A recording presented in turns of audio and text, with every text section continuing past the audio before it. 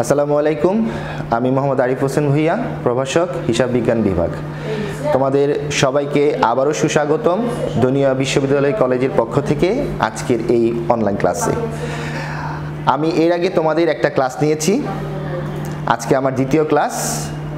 আমার ক্লাসের সাবজেক্ট হচ্ছে হিসাব বিজ্ঞান প্রথম পত্র। ঠিক আছে, আমি যে প্রথম ক্লাসটা নিয়েছিলাম ওই ক্লাসটা টোটালি বেসিকের উপরই ছিল।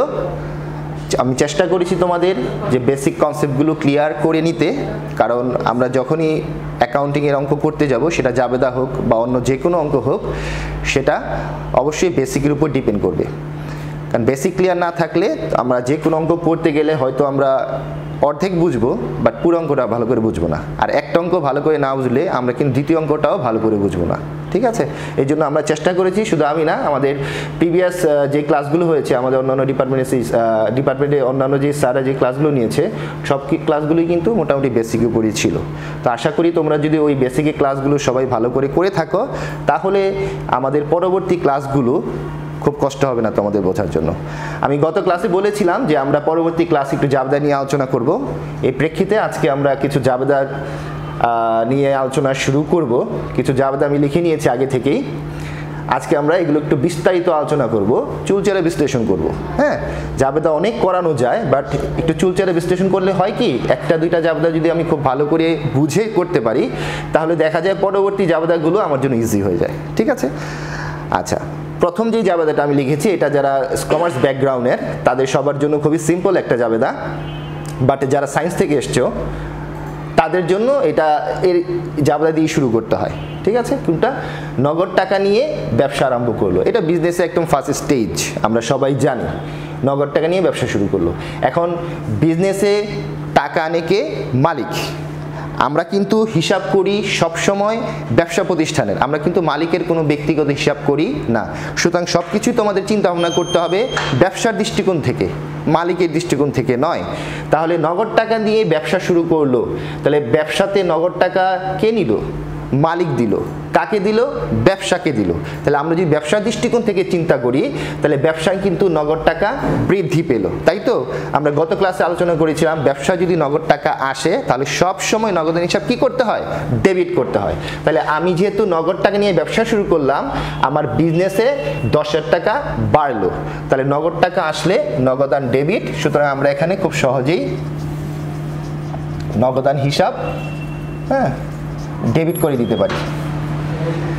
এখন আরেকটা জিনিস তোমাকে মনে রাখতে হবে যে বছরের শুরুতে যখন তুমি ব্যবসা শুরু করবে, যা কিছু নিয়ে ব্যবসা শুরু করবে, হতে পারে সেটা নগদ টাকা বা অন্য কোনো কিছু, ওই সব কিছুকে কিন্তু কি বলা হয়?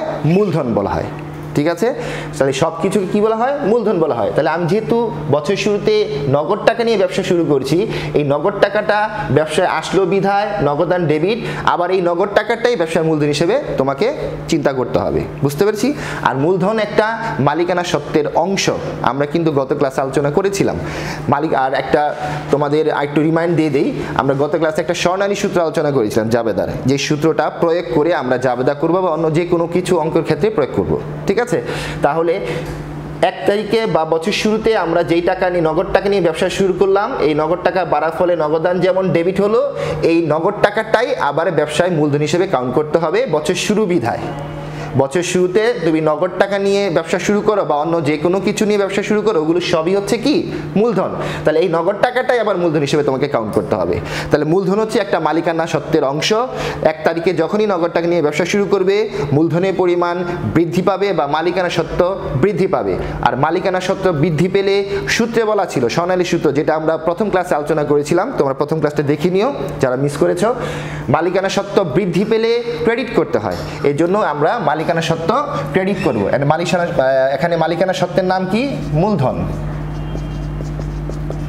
মূলধন হিসাব ক্রেডিট। ঠিক আছে, এই হচ্ছে আমার প্রথম জাবেদা। নগদ টাকা নিয়ে ব্যবসা শুরু করলো, নগদ টাকা ব্যবসা বাড়লো, নগদ টাকা যদি আসে নগদান সবসময় ডেবিট করতে হয়, নগদান ডেবিট। আর যেহেতু বছর শুরুতে আমরা ব্যবসা শুরু করেছি, বছর শুরুতে যা কিছু নিয়ে ব্যবসা শুরু করি, ওই পুরো টাকাটাই মূলধন হিসেবে তোমাকে বিবেচনা করতে হবে। মূলধন হচ্ছে মালিকানা সত্ত্বের অংশ, মালিকানা সত্ত্ব বৃদ্ধি পেলে ক্রেডিট করতে হয়, এই জন্য আমরা এখানে কি করলাম? মূলধন ক্রেডিট করলাম। ঠিক আছে, এইগুলো একটা জাবেদা। এরপর দেখো দ্বিতীয় জাবেদাটা, এই জাবেদাটা আমরা ওইটার আলোকেই সাজিয়েছি যে নগদ 10,000 টাকা, আসবাবপত্র 20,000 টাকা, যন্ত্রপাতি 30,000 টাকা নিয়ে ব্যবসা শুরু করলেন। এবার কিন্তু দেখো পরিমাণটা বৃদ্ধি পেয়েছে। আগে শুধু নগদ টাকা নিয়ে ব্যবসা শুরু করছি, এবার আমরা নগদ টাকা না, শুধু নগদের সাথে আসবাবপত্র, যন্ত্রপাতি, এই 3টা জিনিস নিয়ে ব্যবসা শুরু করেছি। বুঝতে পেরেছি? তাহলে নগদ টাকা নিয়ে ব্যবসা শুরু করছি, নগদ টাকা ব্যবসা বাড়লো, নগদান ডেবিট।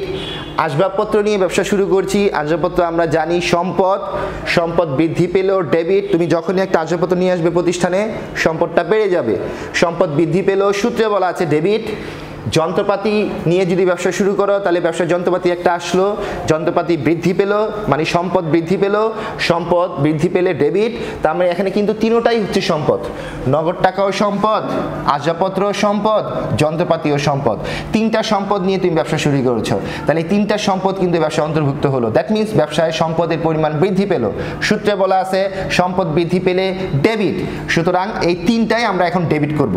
আর আমরা বলেছিলাম যা কিছু নিয়ে ব্যবসা শুরু করা হয় সব কিছুর যোগফলকে মূলধন নামে ডাকা হয়। তাহলে এই তিনোটার যোগফলটাই হচ্ছে আবার তোমার জন্য মূলধন। তখন আমরা একটা নিয়ে শুরু করছিলাম, এই একটাই কিন্তু আমরা মূলধন, এই একটাই কিন্তু 10,000 টাকাই আমার মূলধন হিসাবে কাউন্ট করা হয়েছে। এবার কিন্তু আমরা মূলধন হিসাবে কাউন্ট করব 10, 20, 30, 30, 30, 60। তাহলে এই অঙ্কে আমার মূলধন হচ্ছে 60,000 টাকা। তাহলে আমি জাবেদাটা সাজাই, নগদান হিসাব ডেবিট, আর কি নিয়ে আসলো আসবাবপত্র হিসাব ডেবিট, যন্ত্রপাতি হিসাব ডেবিট, আর এগুলো সবগুলোকে বলা হয় মূলধন হিসাব ক্রেডিট। এখানে একটা নিয়ে ব্যবসা শুরু করা হয়েছিল, একটা ডেবিট, ওইটাই মূলধন ক্রেডিট। আর এখানে 3টা নিয়ে ব্যবসা শুরু করা হয়েছিল, 3টাই ডেবিট, মূলধন ক্রেডিট। এখন 3টা ডেবিট হওয়ার কারণ হচ্ছে 3টা হচ্ছে সম্পদ। যা কিছু নিয়ে ব্যবসা শুরু করবে সবই যে ডেবিট হবে তা না, আমার দেখতে হবে আমি কি নিয়ে শুরু করলাম, সম্পদ নিয়ে শুরু করলাম না দায় নিয়ে শুরু করলাম। যেহেতু তিনোটাই সম্পদ, প্রথমটায় শুধু একটাই সম্পদ ছিল, একটাই ডেবিট, ওইটাই মূলধন ক্রেডিট। আর দ্বিতীয়টাই হচ্ছে 3টা সম্পদ নিয়ে ব্যবসা শুরু করেছে, নগদ, আসবাবপত্র এবং যন্ত্রপাতি। তাহলে আমরা তিনোটাই সম্পদ হিসেবে ডেবিট করেছি। ঠিক আছে? ওইটা ভাবার দরকার নাই যে যা কিছু নিয়ে ব্যবসা শুরু করা হয় সব ডেবিট। নো, যদি সম্পদ নিয়ে ব্যবসা শুরু করা হয় তাহলে সম্পদগুলো ডেবিট। ঠিক আছে? তাহলে আমার তিনোটাই কিন্তু সম্পদ, এই জন্য সম্পদগুলো ডেবিট করেছি। আর আমরা বলেছি যা কিছু নিয়ে ব্যবসা শুরু করা হয় সব কিছু মূলধন, সুতরাং এই তিনোটার যোগফলকে আমরা মূলধন হিসাবে ঘোষণা করব। তাহলে আমরা দেখো নগদান 10,000 টাকা, আসবাবপত্র 20,000 টাকা, যন্ত্রপাতি 30,000 টাকা, আর 3টার যোগফল কত? 60,000 টাকা। এই 60,000 টাকা হচ্ছে আমার মূলধন। ঠিক আছে? প্রথমটা আমি একটা নিয়ে ব্যবসা শুরু করছি, ওইটাই মূলধন। এবার আমি 3টা নিয়ে ব্যবসা শুরু করছি, 3টার যোগফলকেই মূলধন হিসেবে কাউন্ট করবে। এটা শুধু বছরের শুরুতে যদি ব্যবসা শুরু করা হয় তখন এগুলো যোগফলকে মূলধন বলা হয়। বুঝতে পেরেছি? আচ্ছা, এরপরে জাবেদাটা হচ্ছে দেখো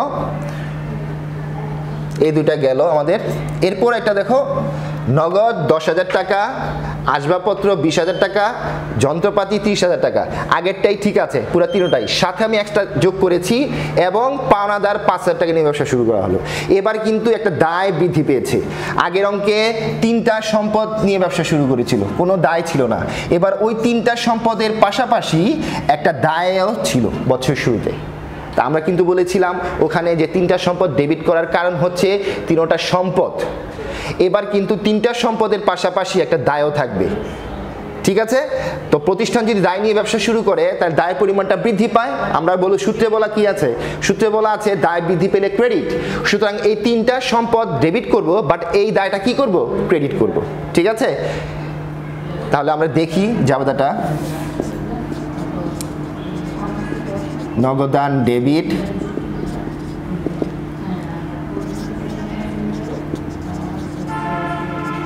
আসবাবপত্র ডেবিট,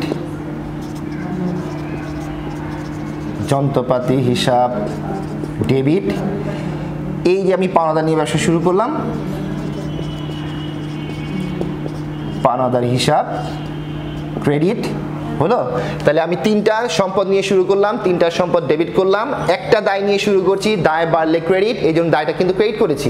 আমি যা কিছু নিয়ে ব্যবসা শুরু করলাম সবই কিন্তু ডেবিট করি নাই, সম্পদগুলো ডেবিট করেছি, দায়টা ক্রেডিট করেছি। আর আমরা একটা কথা মনে রাখতে বলছি, বছর শুরুতে যা কিছু ব্যবসা শুরু করবে ওটা আবার মূলধন আমি কাউন্ট করতে হয়, মূলধন ক্রেডিট সাথে।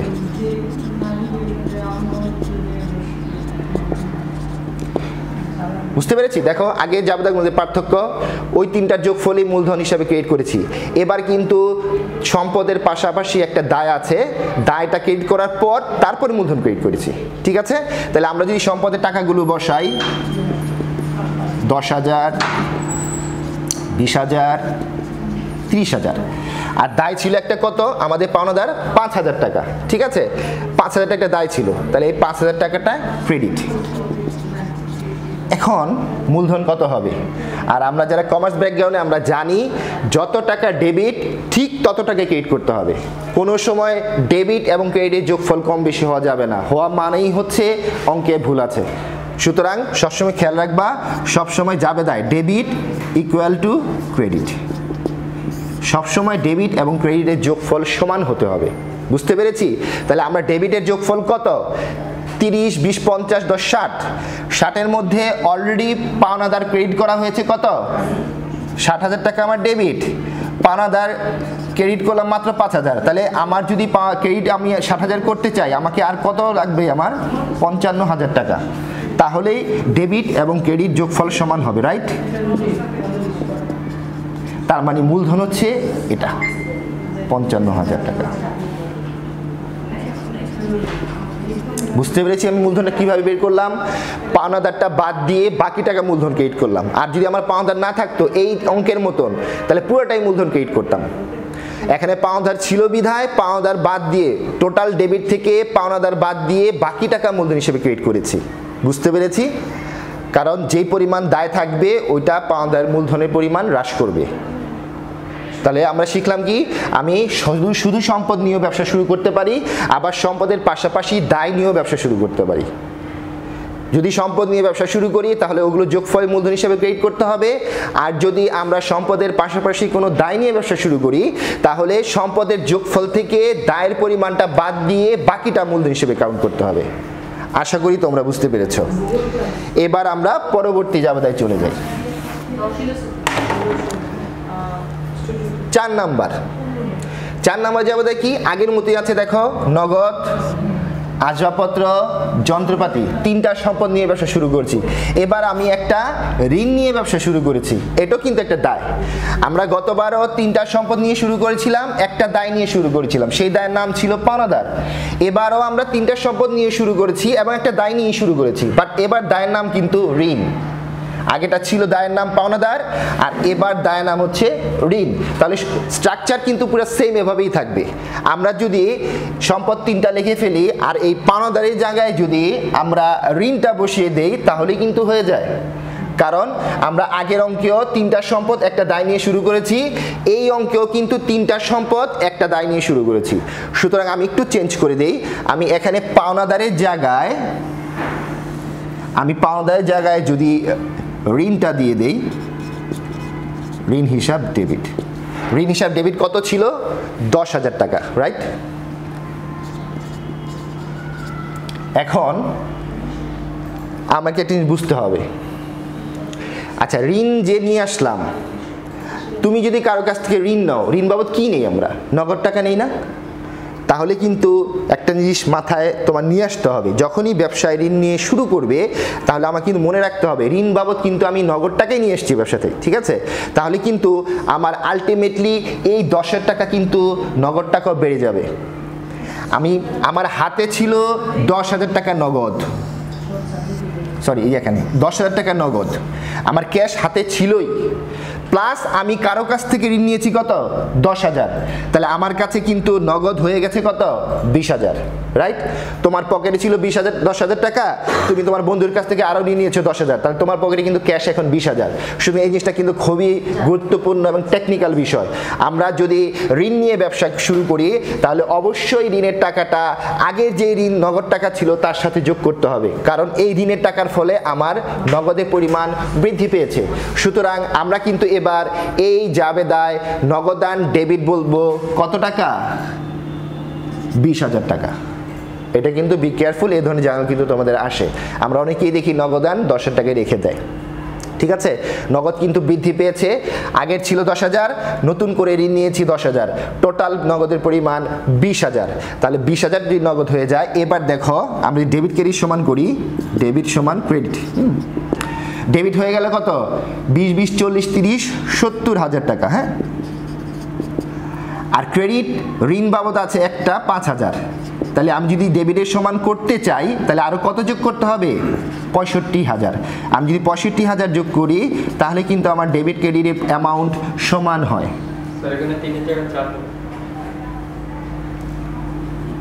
এটা 4 হবে, এটা 4 নাম্বার সলিউশন। হ্যাঁ, এটা 4 নাম্বার, ওটা 3 ছিল। আচ্ছা, তাহলে ঋণ হচ্ছে 10,000 আর মূলধন বাবদ আমাকে কত টাকা নিয়ে আসতে হবে? 65,000। তাহলে 65 আর 10 কত? 75,000 ক্রেডিট, আর এই তিনটা 75,000 হলো কেন? সরি, ঋণ হচ্ছে 10,000, এখানে 10,000 আর এখানে হবে 60,000, এই 70,000। ঠিক আছে, তাহলে দেখো 10,000 আর 60,000 মিলিয়ে ক্রেডিট কত? 70,000, আর এটা যদি যোগ করি এটা কত? 70,000। তাহলে ডেবিট ক্রেডিট সমান। তাহলে এখানে শিক্ষণীয় বিষয় হচ্ছে, আমরা দায় নিয়ে যদি ব্যবসা শুরু করি তাহলে দায়ের নামটা কি দেখতে হবে। 3 নাম্বার যাবে দায়টা ছিল পাওনাদার, এর ফলে কিন্তু ব্যবসায় কোনো নগদ টাকা বাড়ে নাই। যার দরুন এখানে নগদান যত টাকা ডেবিট ছিল আমরা যাবে দায় কিন্তু তত টাকাই ডেবিট করেছি।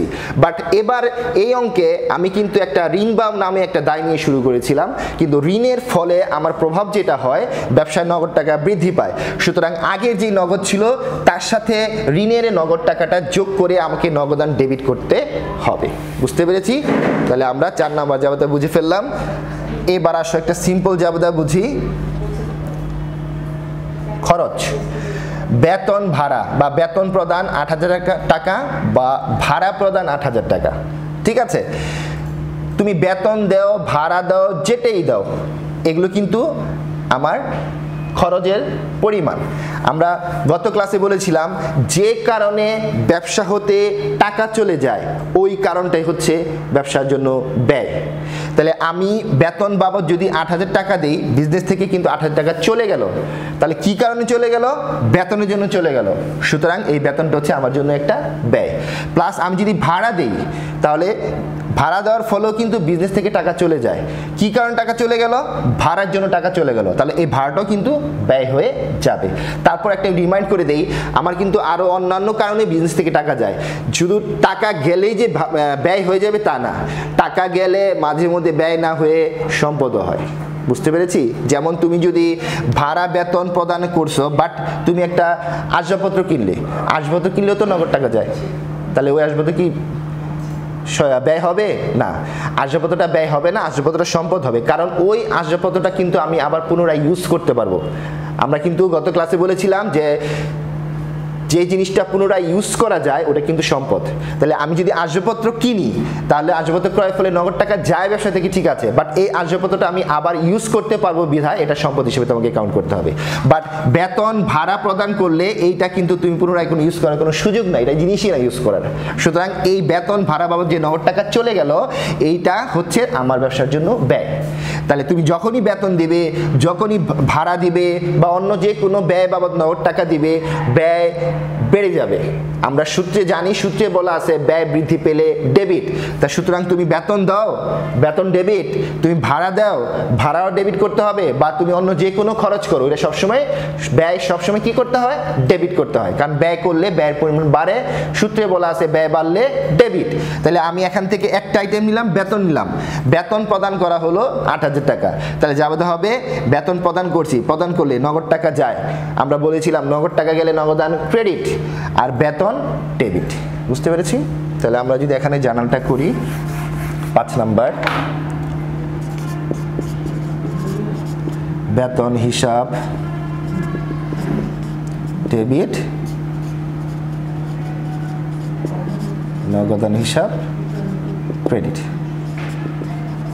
8,000 টাকা। আর তুমি যদি ভাড়া দিয়ে থাকো এখানে ভাড়া ডেবিট করতে পারো, বা তুমি যে কোনো খরচ বা নগদ টাকা দাও এগুলো ডেবিট করতে হবে।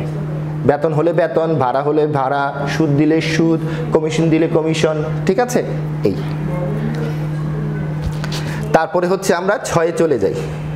হ্যাঁ, 6 নাম্বার। 6 নাম্বার দেখো, পণ্য ক্রয় করা হলো।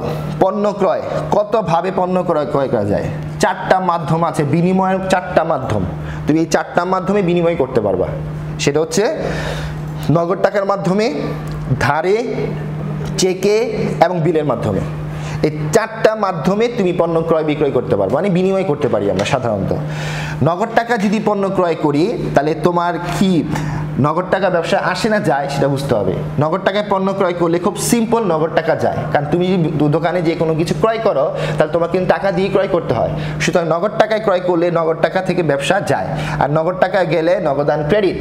আমরা একটু আগে বেতন প্রদান করেছি বিদায় নগদান ক্রেডিট করেছি। সুতরাং এখানেও পণ্য ক্রয় বাবদ যে নগদ টাকা দিলাম এই নগদান কিন্তু ক্রেডিট হয়ে যাবে, ঠিক আছে? আর আরেকটা হচ্ছে কি, ধারে ক্রয় করা। এখন ধারে ক্রয় করলে তো নগদ টাকা দিতে হয় না, তাই তো? তাহলে ধারে ক্রয় করলে কি হবে? ধারে ক্রয় করলে একটা জিনিস মাথায় রাখবে, আমরা গত ক্লাসেও আলোচনা করেছিলাম, ধারে ক্রয়ের সাথে কে জড়িত একটা জিনিস মাথায় রাখতে হবে। ধারে ক্রয়ের সাথে পাওনাদার জড়িত, বা এটাকে প্রদেয় হিসাব বলা হয়। বুঝতে পেরেছি? এটা সব সময় মাথায় রাখতে হবে, ধারে ক্রয়ের সাথে পাওনাদার বা প্রদেয় হিসাব জড়িত। আর ধারে বিক্রয়ের সাথে, এটি প্রথম ক্লাসে লেখা ছিল, হ্যাঁ, তোমরা প্রথম ক্লাসটা যদি দেখো আবার তাহলে বুঝতে পারবে। ধারে বিক্রয়ের সাথে কি জড়িত? দেনাদার, বা এটার আরেক নাম হচ্ছে প্রাপ্য হিসাব জড়িত।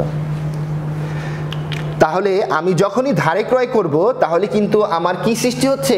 পাওনাদার বা প্রদেয় হিসাব সৃষ্টি হচ্ছে। নগদ টাকা না যে একটা নতুন হিসাবের সৃষ্টি হচ্ছে, সেটা কি? পাওনাদার। ক্লিয়ার?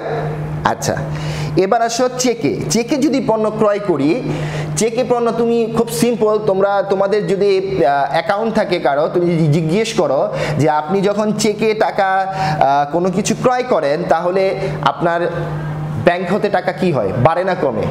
এটা তোমারও খুব স্বাভাবিক কমন সেন্সের বিষয়। আমি যদি চেক দিয়ে কোনো কিছু ক্রয় করি তাহলে ব্যাংকের টাকা কমবে, নগদ কমবে না কিন্তু, কারণ নগদ টাকা দেই নাই, আমরা দিয়েছি কি? চেক। সুতরাং আমি যদি পণ্য ক্রয় করি চেকের মাধ্যমে তাহলে ব্যবসা ব্যাংকের টাকা কমবে। তাহলে ব্যাংকও কিন্তু আমার জন্য একটা সম্পদ। নগদ টাকা যেমন সম্পদ হিসেবে আমরা একটু আগে চিনেছি, ব্যাংকও কিন্তু সম্পদ। তাহলে নগদ টাকা কমলে যদি ক্রেডিট হয়, ব্যাংকের টাকা কমলেও ক্রেডিট। বুঝতে পেরেছি? কারণ সূত্রে বলা আছে সম্পদ হ্রাস পেলে ক্রেডিট করতে হয়, এই জন্য ব্যাংক হিসাবও এখানে ক্রেডিট করতে হবে। আরেকটা হচ্ছে বিলের মাধ্যমে। এই জিনিসটা অনেকেই একটু কমার্সের স্টুডেন্ট কম বেশি জানি, বাট ক্লিয়ার জানি না। আর সায়েন্স স্টুডেন্ট তো কথাই নেই। বিলের মাধ্যম, বিল জিনিসটা কি? হোয়াট ইজ বিল? বিল নিয়ে একটু ছোট্ট করে বলে দেই। বিল হচ্ছে একটা কাগজ। ক্লিয়ার?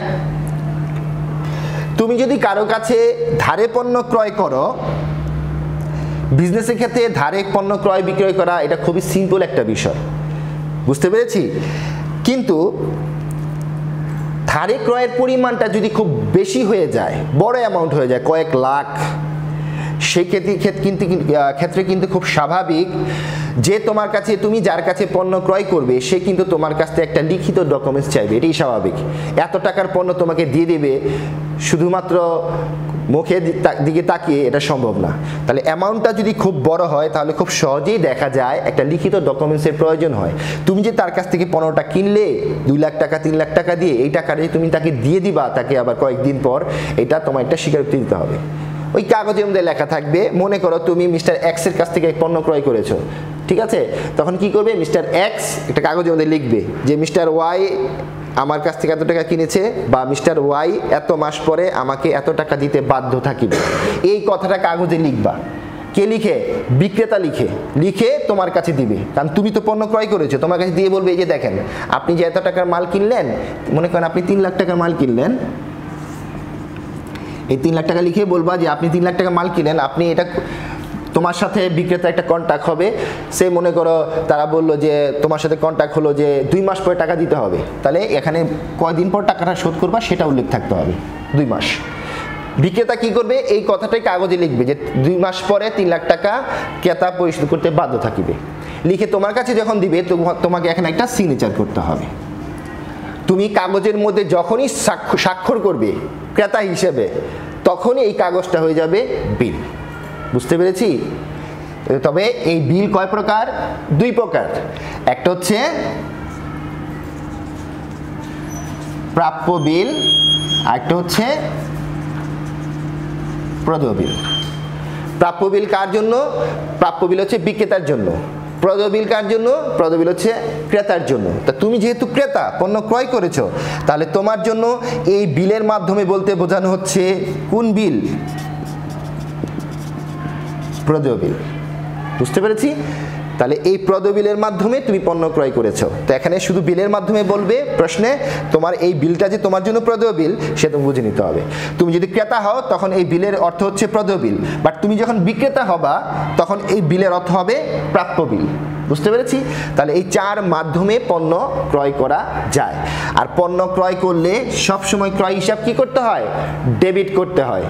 ক্রয় ব্যবসার জন্য একটা ব্যয়। যখনই পণ্য ক্রয় করবা, সেটা নগদে করো, চেকে করো, ধারে করো, আর বিলের মাধ্যমে ক্রয় করো, যখনই পণ্য ক্রয় করবা তখনই ব্যবসার ব্যয়ের পরিমাণটা বেড়ে যাবে। সূত্রে বলা আছে ব্যয় বৃদ্ধি পেলে ডেবিট, এই জন্য ক্রয় হিসাব ডেবিট করব। ক্রয় মাধ্যমে যত মাধ্যমে কিনবো সব একবারে যোগ করে দিব। আমি যদি এখানে 4 মাধ্যমে পণ্য ক্রয় করেছি, তাহলে 70, 90, 1 লক্ষ। তাহলে টোটাল পণ্য ক্রয় করেছি কত টাকার? 1 লক্ষ টাকার। এখন আমরা ক্রয় ডেবিট করব 1 লক্ষ একবারে। ক্রয় ডেবিট দেখি, ক্রয় হিসাব ডেবিট একবারে কত টাকা ডেবিট করলাম? 1 লক্ষ, কারণ আমি টোটাল 1 লক্ষ টাকার মাল কিনছি, সেটা বিভিন্ন মাধ্যমে। এখন এই মাধ্যমগুলো আমরা কি করব? ক্রেডিট করব। প্রথমে আমি কিনেছি নগদ টাকার মাধ্যমে, ব্যবসায় নগদ টাকা হ্রাস পেয়েছে, নগদ টাকা চলে গেছে, নগদ টাকা চলে গেলে ক্রেডিট, তাহলে নগদান ক্রেডিট, নগদান ক্রেডিট।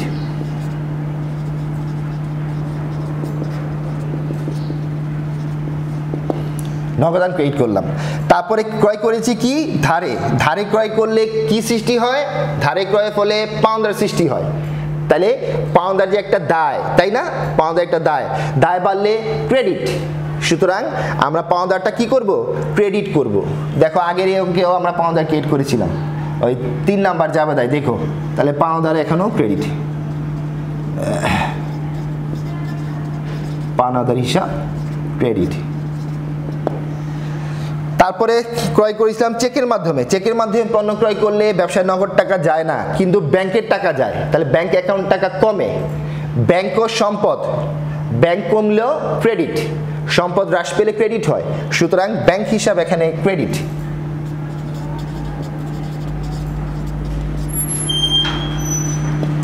আরেকটা কি ছিল? বিলের মাধ্যমে ক্রয়। বিলের মাধ্যমে ক্রয় করলে যেহেতু তুমি ক্রেতা, তোমার জন্য কি বিল এটা? তোমার জন্য এটা প্রদেয় বিল। তাহলে প্রদেয় বিলটাও একটা দায়, ঠিক আছে? কারণ এই বিলের অর্থ তোমাকে শোধ করতে হবে কয় মাস পরে? 2 মাস পর বা 3 মাস পর, এটা মেয়াদ থাকবে। তাহলে তোমাকে যা কিছু শোধ করতে হয় তা কিন্তু দায়, এটা আমরা প্রথম ক্লাসে আলোচনা করেছিলাম। তাহলে প্রদেয় বিলও কিন্তু একটা দায়, সো প্রদেয় বিল হিসাব ক্রেডিট।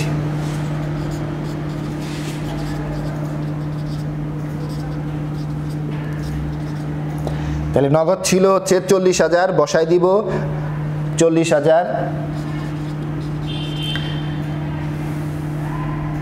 ধারে ক্রয় ফলে পাওনাদার ছিল কত? 30,000। চেক ছিল 20,000 মানে ব্যাংক, আর বিল ছিল 10,000।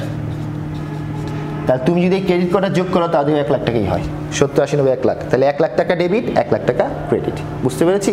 তাহলে এই 4 ধরনের ক্রয় যেভাবেই করুক, পরীক্ষায় 4টা হয়তো একবারে দিবে না, শুধু বলতে পারে ধারে পণ্য ক্রয় বা চেকে পণ্য ক্রয়, এই 2টা বলতে পারে, বা নগদে ক্রয়, বিলের মাধ্যমে ক্রয়, যে কোনো একটা বা 2টা থাকবে। ঠিক আছে? আমরা 4 মাধ্যমে আলোচনা করে দিলাম যাতে আমরা কোনটা সমস্যা না হয়।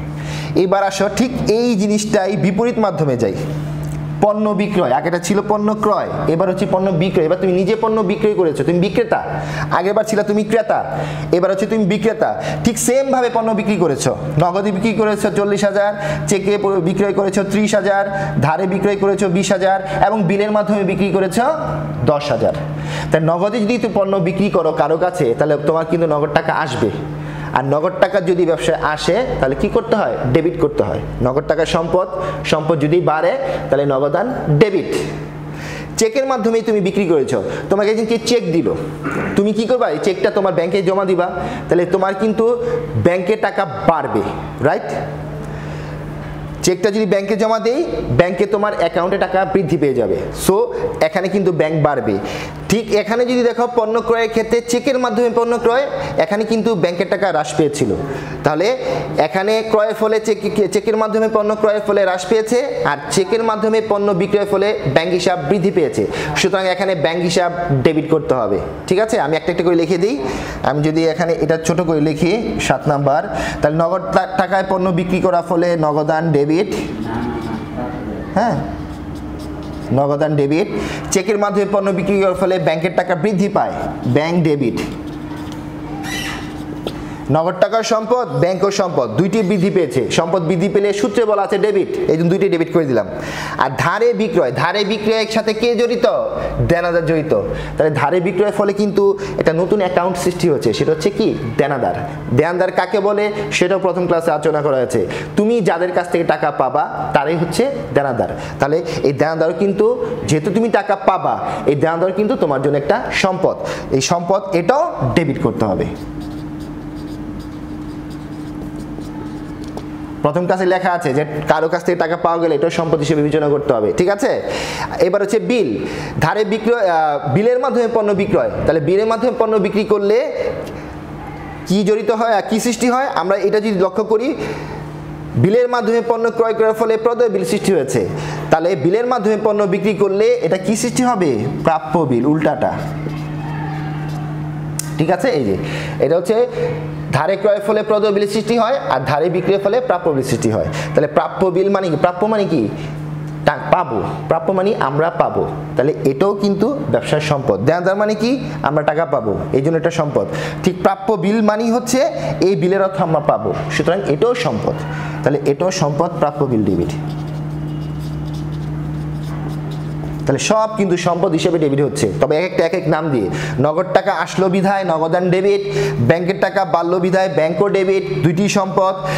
ধারে বিক্রয়ের ফলে দেনদার হিসাব সৃষ্টি হয়, দেনদার মানে কি? যাদের কাছে টাকা পাবো, টাকা পাওয়া যদি যায় সেটাও সম্পদ।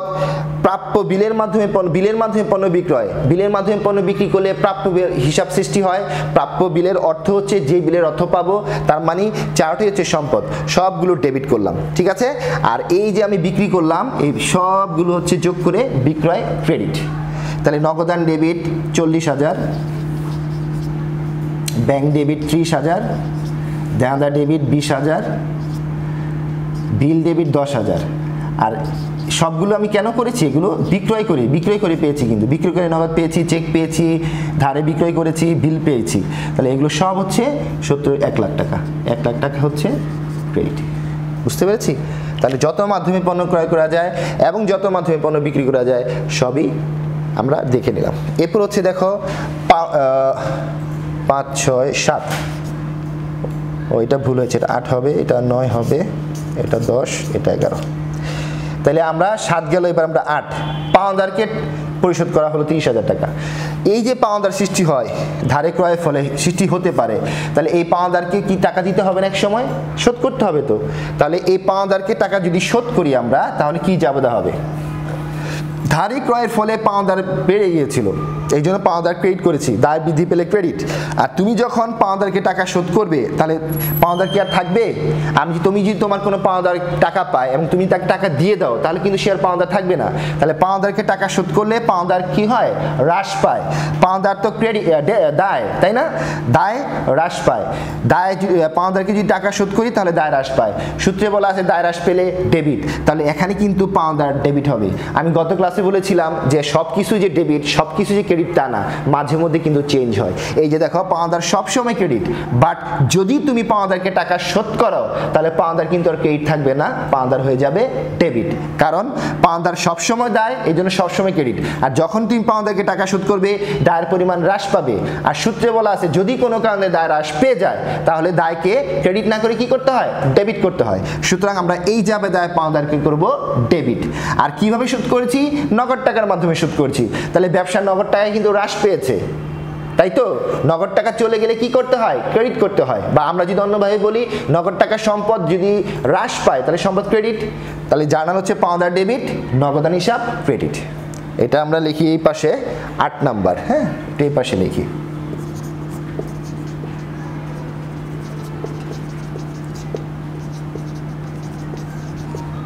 পাওনাদার ডেবিট, নগদান ক্রেডিট 30,000 টাকা। ঠিক আছে। এরপর হচ্ছে দেনাদার নিকট হতে টাকা আদায়। এই যে তুমি ধারে বিক্রি করেছিলে, ধারে, এর ফলে কি সৃষ্টি হয়েছিল? দেনাদার সৃষ্টি হয়েছিল। এই দেনাদার কাছ থেকে কি হয়? টাকা পাওয়া যায়, আমরা বলেছিলাম। তাহলে মনে করো তুমি দেনাদারের নিকট থেকে টাকা আদায় করেছো, কত টাকা? 30,000 টাকা। তাই টাকা যে আদায় করেছি সে টাকা আসছে না। নগদ টাকা আসলে কি করতে হয়? ডেবিট করতে হয়। সো এখানে হবে নগদান ডেবিট। আর যখনই তোমার দেনাদার তোমাকে টাকা দিয়ে দিবে, সে কি দেনাদার থাকবে? তাকে লিস্ট থেকে কাটতে হবে না তোমার নাম? তাহলে দেনাদার তো সবসময় ডেবিট সম্পদ হিসাবে। তো যেহেতু এখানে সে টাকা দিয়ে দিচ্ছে, তাকে আর সম্পদ হিসাবে রাখা যাবে না। কি করতে হবে? তাকে ক্রেডিট করতে হবে। ঠিক আছে, ওই দায়ের মতন, দায়ের আসপাওয়াতে উল্টাই দিছি, এখানে দেনাদার আসপাওয়াতে উল্টাই দিব। ঠিক আছে, দেনাদার সবসময় ডেবিট সম্পদ হিসাবে। যেহেতু টাকা আদায় হয়ে গেছে, এখন আর তাকে ডেবিট রাখা যাবে না, এখন তাকে ক্রেডিট করে দিতে হবে। ঠিক আছে, তার যাওয়া হবে নগদ টাকা আসার ফলে নগদান ডেবিট, আর দেনাদার সম্পদ কমে যাওয়াতে দেনাদার ক্রেডিট হয়ে যাবে। তার জানাটা আমি এখানে দেই একটু, দেখো তোমরা। 9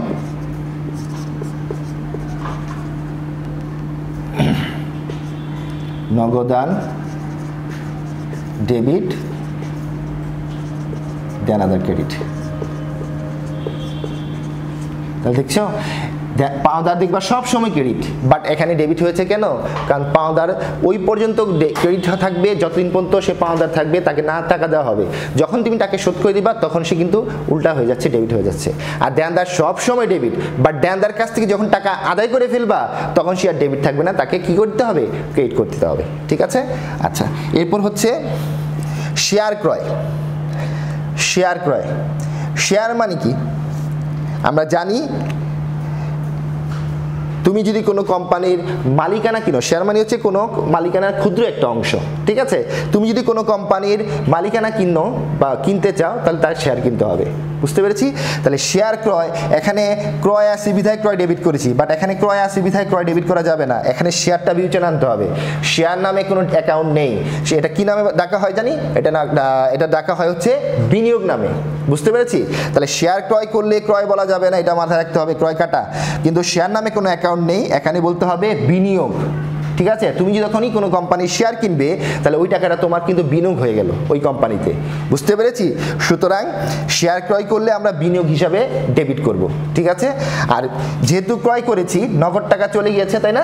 নগদ গেলে নগদ টাকা কি হয়? ক্রেডিট। সো জানানো হচ্ছে বিনিয়োগ ডেবিট, নগদান ক্রেডিট। ঠিক আছে, আমরা এখানে জানাটা দিচ্ছি 10 নাম্বার।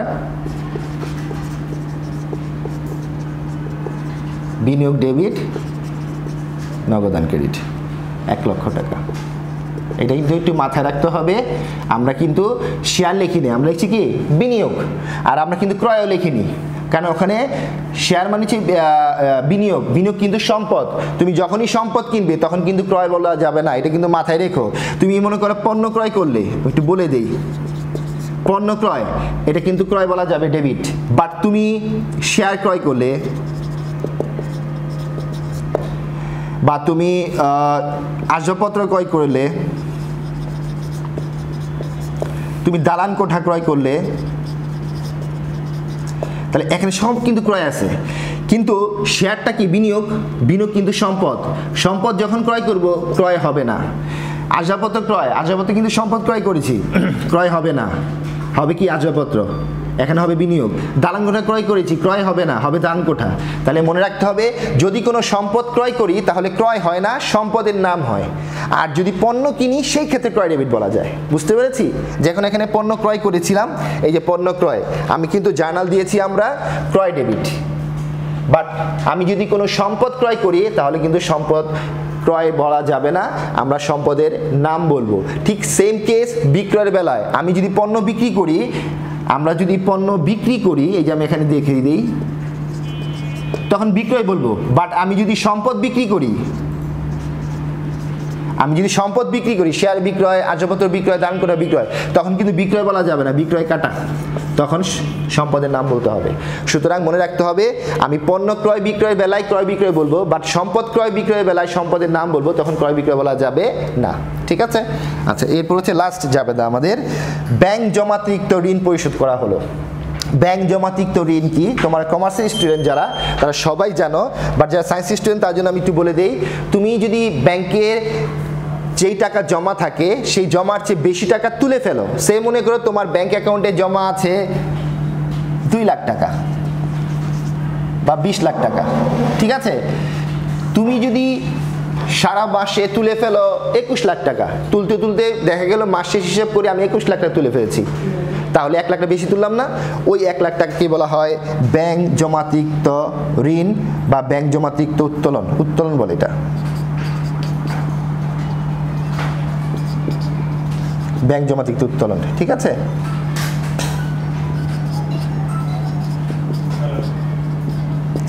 ব্যাংক জমাতিরিক্ত উত্তোলন, ব্যাংকের জমা চেয়ে বেশি তুলে ফেললে ব্যাংক জমা। এখানে প্রশ্ন আসতে পারে যে স্যার জমা চেয়ে বেশি তুললে তো ভালো, আমিও তুলতে পারি। নো, এটা তোমাকে তুলতে দিবে না।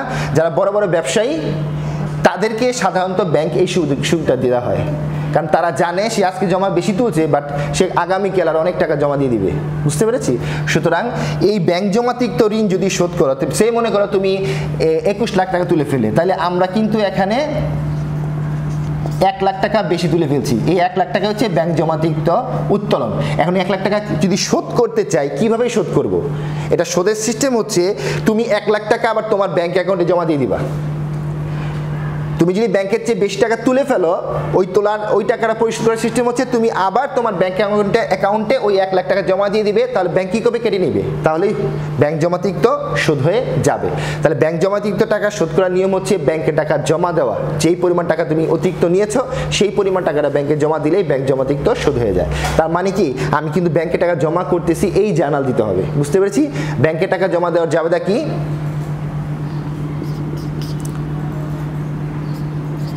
ব্যাংকে টাকা দিলে ব্যাংক বাড়বে না, ব্যাংক ডেবিট, নগদান ক্রেডিট। তাহলে ব্যাংকে জমা জাবেদা দিচ্ছি, ব্যাংক জমাতিরিক্ত উত্তোলন টাকা শোধ করার জাবেদা হচ্ছে ব্যাংকে জমার জাবেদা। ঠিক আছে? এই হচ্ছে আমরা আজকে একটু জাবেদা নিয়ে ডিসকাস করলাম। আরও অনেক জাবেদা আছে, জাবেদার শেষ নেই, বোঝারও শেষ নেই।